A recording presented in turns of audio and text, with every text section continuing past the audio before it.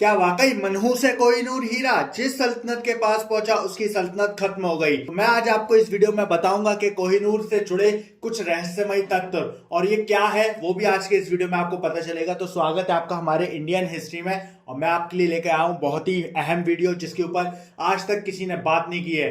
तो स्टार्ट करते हैं। उससे पहले आप लोग इस वीडियो को लाइक करके अपने दोस्तों के साथ शेयर कर दीजिए और जितने नए लोग हमारे साथ चैनल पे जुड़ रहे हैं वो इस चैनल को सब्सक्राइब करके बेल आइकन जरूर दबा लें। सबसे पहले मलिक कपूर ने इसको 1310 में लूट लिया और दिया अलाउद्दीन खिलजी को। अलाउद्दीन खिलजी वो इंसान जो अकेला मंगोलों से भिड़ गया था और उसने मंगोलों में भारत में कदम नहीं रखने दिया, उसकी सल्तनत तबाह हो गई। उसके बाद ये गया लोधी वंश के पास और लोधी वंश को 1526 में इब्राहिम लोधी के साथ खत्म कर दिया गया। दिल्ली की सल्तनत छीन ली बाबर ने। उसके बाद ये 1779 में फारस शासक नादिर शाह भारत आया। उसने मुगल सल्तनत पर आक्रमण किया और इसे लूट कर ले गया। 1747 में नादिर शाह की हत्या हो गई और कोहिनूर हीरा अफगानिस्तान के शहंशाह अहमद शाह दुर्रानी के पास पहुंच गया। साल 1830 में अफगानिस्तान का तत्कालीन शुजा शाह किसी तरह कोहिनूर के साथ बच निकला और पंजाब पहुंचा।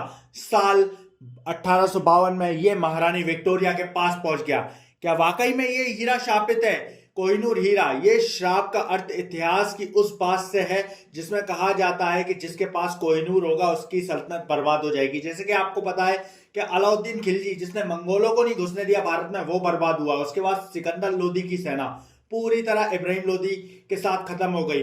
उसके बाद मुगल सल्तनत खत्म हो गई। मुगल सल्तनत के बाद ये फारस को खा गया। उसके बाद फिर ये वापस भारत आया और भारत आकर इसने फिर से भारत को तहस नहस कर दिया। और आपको बता दूं, ब्रिटिश शासक था, उसने पूरी दुनिया पे अपना कब्जा जमा लिया था, लेकिन जिस दिन से कोहिनूर उनके पास गया है उनकी ताकत दिन पर दिन कम होती चली गई है। तो वही मैं आपको इस हीरे के बारे में कई तथ्य बताऊंगा।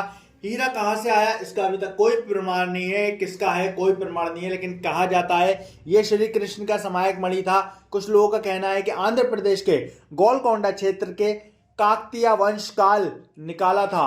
भारत में हीरे का खनन नहीं होता था और यह हीरा सूखी नदी से निकाला था।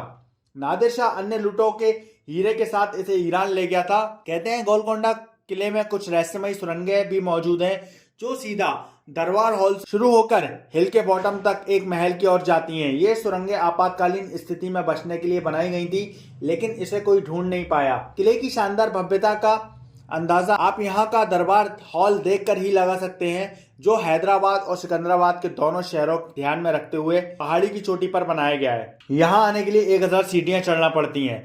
हीरा दुर्भाग्य को देता है न्योता। हीरे से जुड़ी कई भ्रांतियां मशहूर। बहुत से लोगों का मानना है कि हीरा बुरी किस्मत को न्योता देता है। सिर्फ ईश्वर या कोई महिला ही इसे धारण कर सकते हैं।